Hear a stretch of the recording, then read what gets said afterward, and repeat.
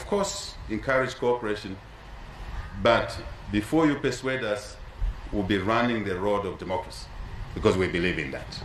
And we're very pleased to know that your own priorities, your own support, historical support to us as a people, American people, to Zambian people, is well appreciated.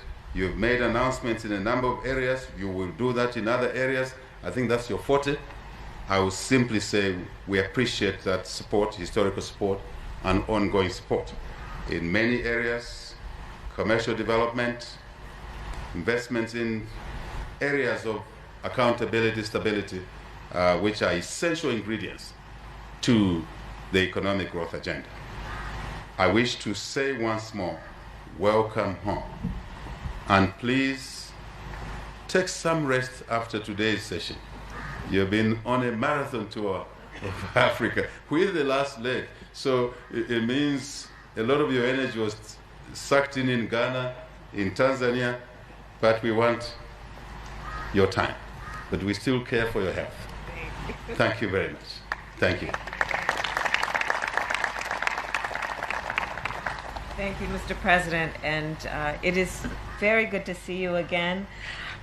It was my honor to host you at the White House in 2021, and then to see you again at the U.S.-Africa Leaders Summit in Washington, D.C.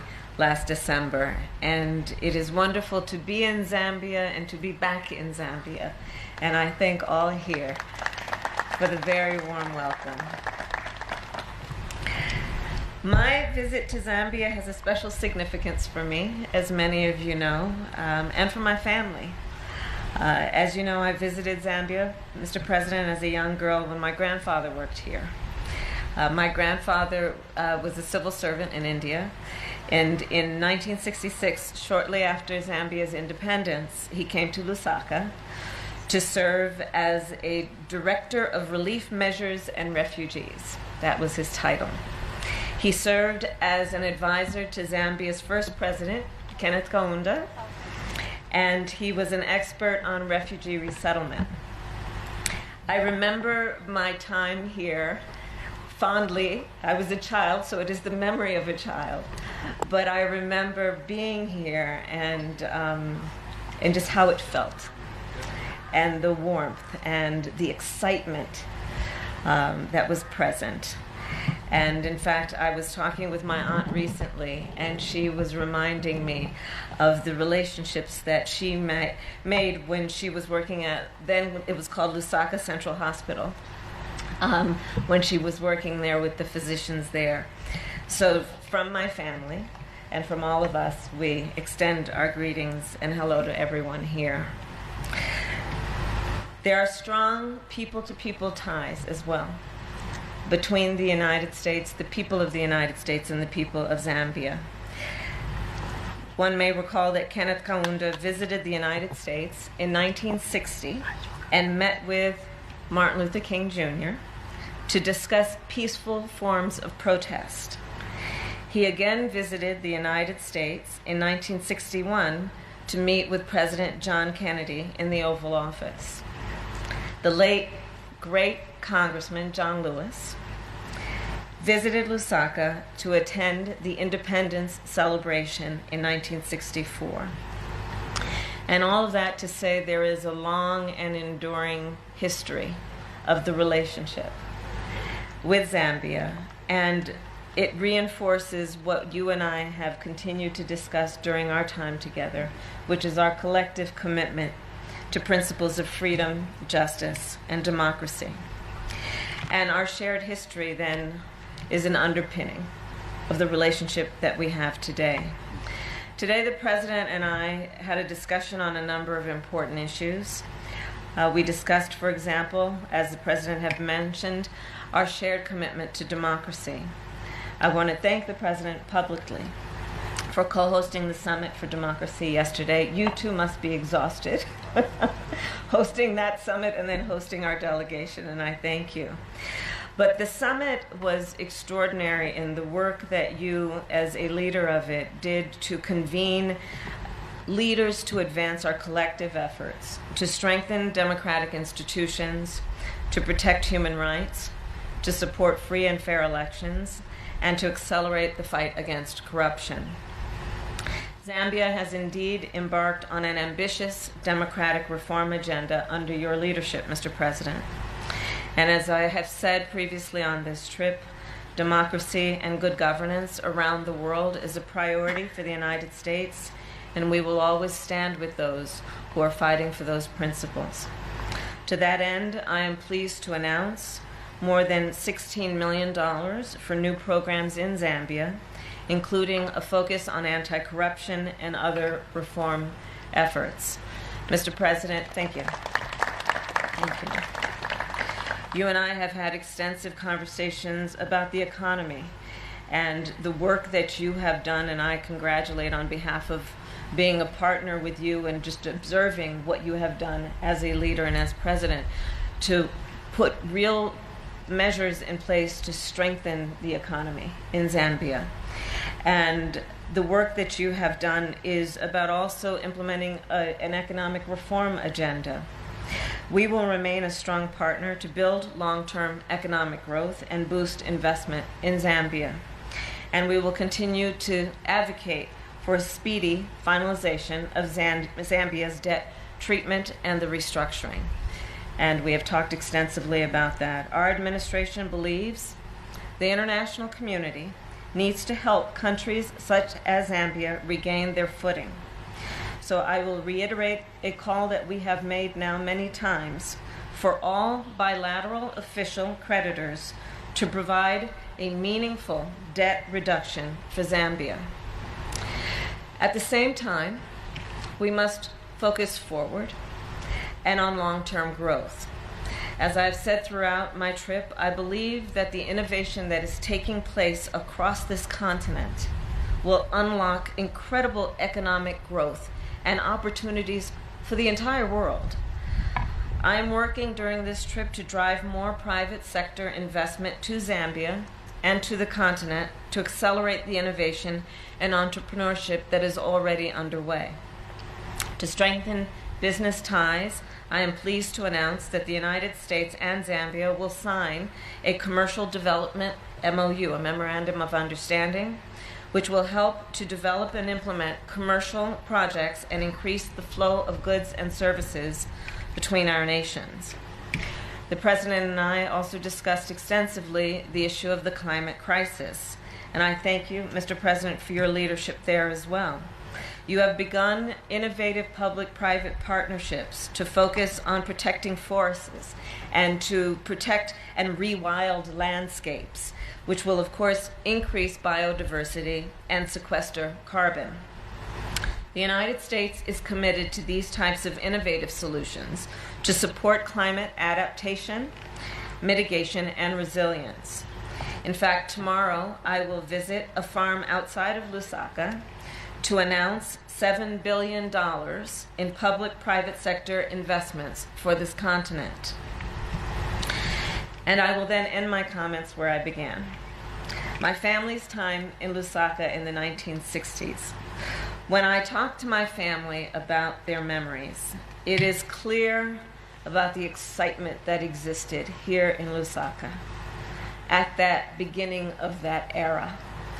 And I remain optimistic, inspired by your leadership and the work of your administration, because what is happening here on the ground, Mr. President, is truly about understanding the potential and seeing what is possible and then working to achieve that.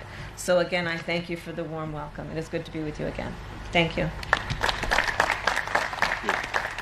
Thank you. Madam Vice President and Mr. President will now take a few questions from members of the press who are in attendance. I would ask those who ask questions to step to this microphone. We'll first start with Annie Linsky of the Wall Street Journal.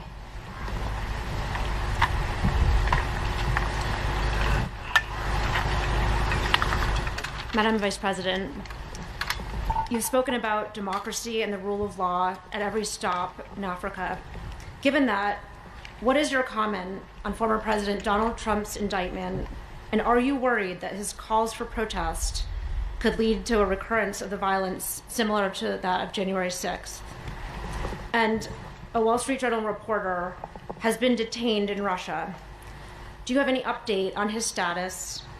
And what is your reaction to Vladimir Putin's decision to detain him? And for President Hichilema, what does Trump's indictment tell you about the example that the United States sets in terms of rule of law?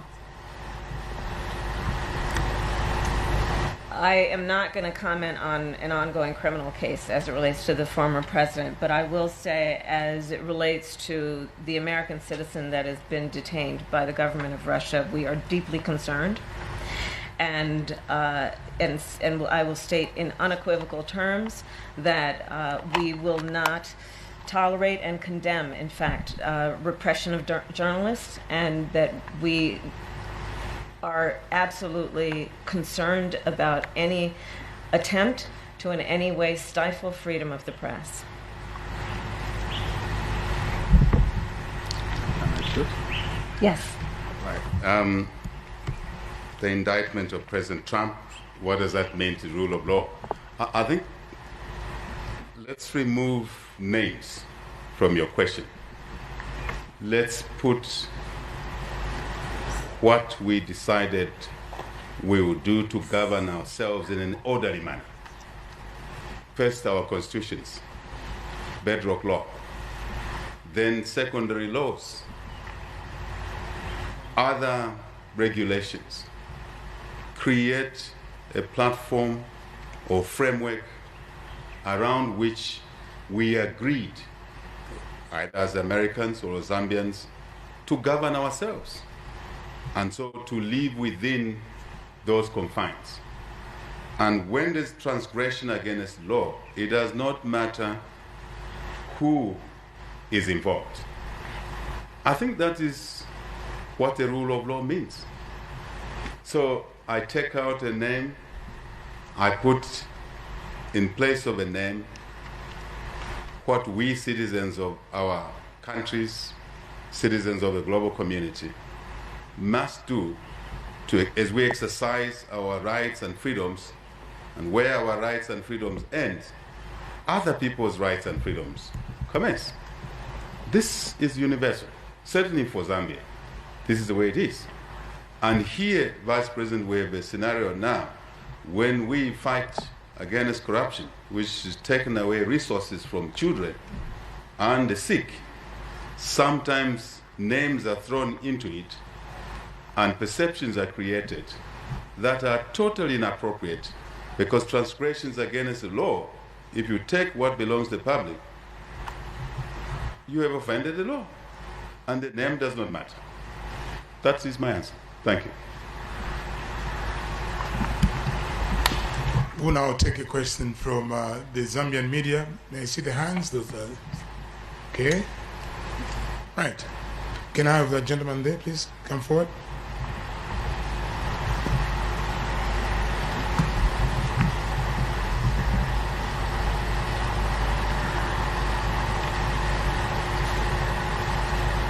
Good afternoon, Mr. President. Good afternoon. Good afternoon, Madam Vice President. My name is Masauso Mukwayaya from the Zambia National Broadcasting Corporation. Madam Vice President, we want to find out, I know you've touched on the issue of debt, but we want to find out what immediate interventions are available for the United States of America to help Zambia emerge out of this situation which is strangling the economy. Thank you so much. Thank you. So it is probably the main focus of my trip to the continent, including culminating the trip here in Lusaka in Zambia, which is to work with leaders such as the president here as a partner to work together on the goal of strengthening democracies, understanding that undergirding a lot of that has to be to meet the everyday needs of the people, much less the needs of their aspirations and ambitions. When I look at what's happening on the continent of Africa as a general matter, I'm very excited about it. The median age of this continent is 19. By 2050, 1 in 4 people occupying Mother Earth will be right here on this continent. There's incredible opportunity just on those demographics alone, much less what we are seeing in terms of the innovation and ingenuity that is coming from this continent to the benefit of the entire world. So having worked with the president on a number of issues, the president of Zambia, including our mutual goal to strengthen democracies and democratic principles, understanding that when democracies are intact, the people benefit. I am here to then do the work that we can through, for example, public-private partnerships to bring the kind of US dollars and resources that I have mentioned, such as the $7 billion, to bear for the continent on what we can do to spur innovation, to invest in talent, and again, to the benefit not only of the people on this continent, but the people in the United States and around the globe.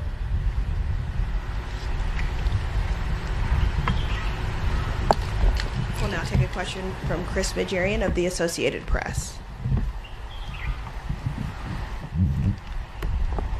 Hello, how are you? I have a question for each of you. For Vice President Harris, what is the United States doing specifically to push China on restructuring the debt with Zambia? And what is the United States' responsibility here, given that some of the debt is held by companies like BlackRock in the United States? And for President Hichilema, China's influence in Africa is very controversial in Washington. Do you consider China's role in the continent a constructive one? And what could the United States do to play a more constructive role here as well? So on your first point, I'll reiterate the point I made earlier. We are continuing to reiterate our call for all bilateral official creditors to provide meaningful debt reduction to Zambia. And that includes the calls that we were making in the context of the IMF, that be done. But let me be clear, our presence here is not about China. It's about an independent understanding of the intertwined histories of our nations and our mutual commitment to democratic principles and a recognition and understanding of what it means to engage in smart investments in the potential for the future of the entire globe. I will reiterate, when we look at the talent, the innovation, the ingenuity that is taking place in countries like Zambia, when we look at the partnerships that we've already embarked on, many of which are public-private partnerships, private investment spurred or brought together by what we can do as the United States government. We're seeing incredible return on the investment, both in terms of the investment in human capacity, as well as the investment of resources. So the work we are doing here is the work that we believe and is designed to benefit the people, to strengthen communities, to uplift communities. And we are going to continue to do that work, understanding that the relationship that we have between the United States and Zambia is a relationship, again, based on shared ideals and principles that are always going to be designed to strengthen prosperity and security. Thank you, Vice President. Let me just tag on to what she's already said. China's influence on Africa, viewed in certain ways in the context of the U.S. What could the U.S. do to help Africa or Zambia, as it were? Let me just step aside a little bit and say things must not be seen that way. Things must not be seen that way. I totally agree with the Vice President that we're here to foster the U.S.-Zambia relationship. But there's a context in the sense that that relationship exists in the operating environment where other countries also exist. So, but the contextualization that if the U.S. and Zambia share a lot in common, strong bilateral relationship, historical relationship, then they are doing things against China. It's actually wrong, completely wrong. So I have said before, when I'm in Washington, I'm not against Beijing. Equally, when I'm in Beijing, I'm not against Washington. We have a globe we share. We have a planet we share, Earth.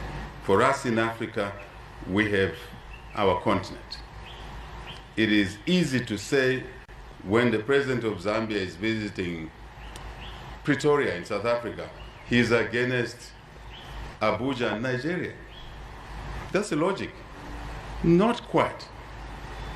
What we expect of America and China as the two leading economies, number one, USA, number two, China, is to help us keep our world safe for everybody.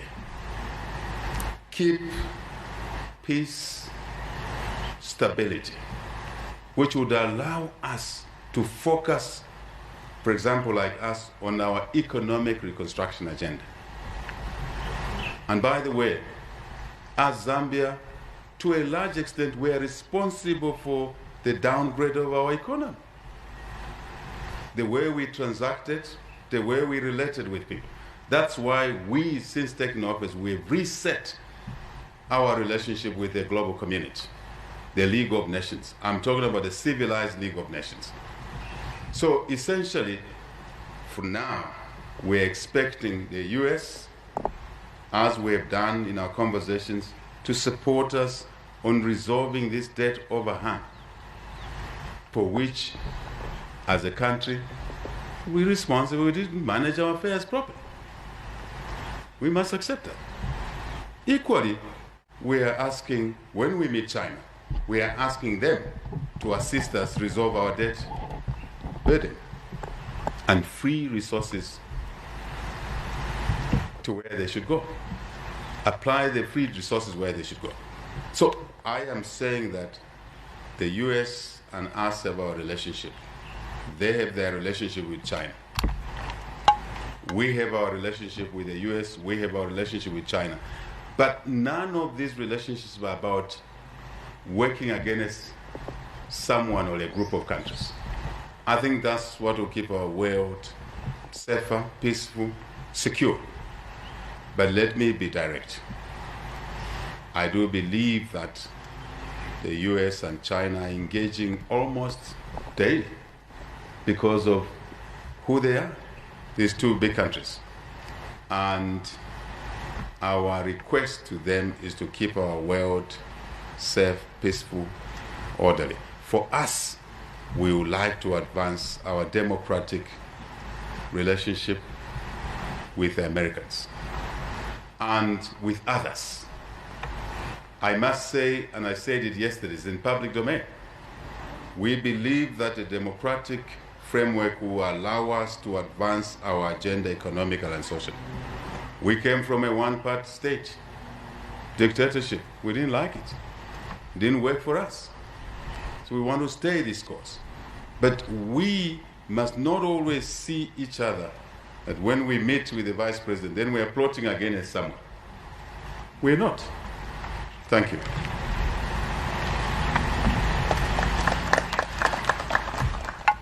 Thank you. We are now going to have the last question coming from the Zambian media.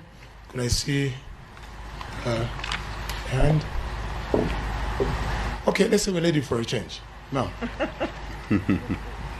You must be careful. We have a vice president who is a lady. My sincere apologies to the president. Say ladies half the time. Good afternoon, Your Excellency, President Hakainde Hichilema, and good afternoon to you too, Madam Kamala Harris. My name is Stephanie Kunda from Mwewantu Media. My question is for the Vice President. Madam Vice President, what mechanisms are in place for the Zambian goods to be exported into the U.S. market? So we have been, that is a lot of the work that we are doing with the collaboration and the MOU that we are announcing today around the ability to have these kinds, to create a framework around the commercial relationships that we have. And so that is the work that we will continue to do. But I will say that in addition to the commercial development MOU, which is about the increase of the flow of goods and services between our nations, there is additional work that we are intending to do, which is about, for example, the work that I'm going to do tomorrow when I visit the farm and highlight the mutual concern that we have in addressing the climate crisis and thinking about how we can bring new technologies and innovative approaches to industries such as the agricultural industry. We intend to do the work of not only investing in the innovation that is taking there, we refer to it as smart agriculture, some refer to it as agri-tech, the application of technology to thinking about satellite technology, for example, and how that gives us data and information that we can give to farmers to give them a better idea of what the seasons might bring so they can make smart decisions about what type of crops to plant. This is the work that we are doing together as well, understanding that we can share and exchange ideas that will be to our mutual benefit. So we are doing that work, and we're also doing the work, and I will always do the work of uplifting the importance of gender equality and making sure that, for example, that we are paying attention to the needs of women and economic empowerment of women. I do strongly believe, I think most of us would agree, that when you lift up the economic status of women, you lift up the economic status of families, and all of society benefits. And so paying attention to those issues is part of an economic agenda, as well as anything else.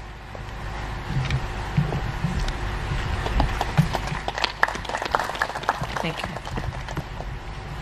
Mr. President, Honorable Madam Vice President of the United States of America, we have now come to the end of our press conference. May I now kindly ask our friends to remove the podium so that we have the last photo, and then we allow the President and the Vice President to exit. Thank you very much for your attention. Thanks.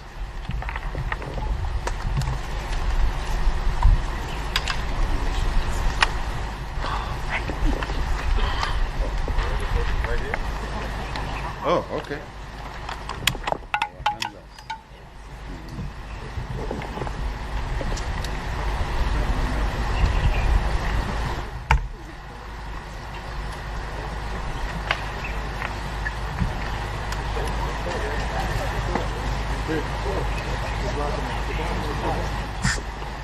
Sit down.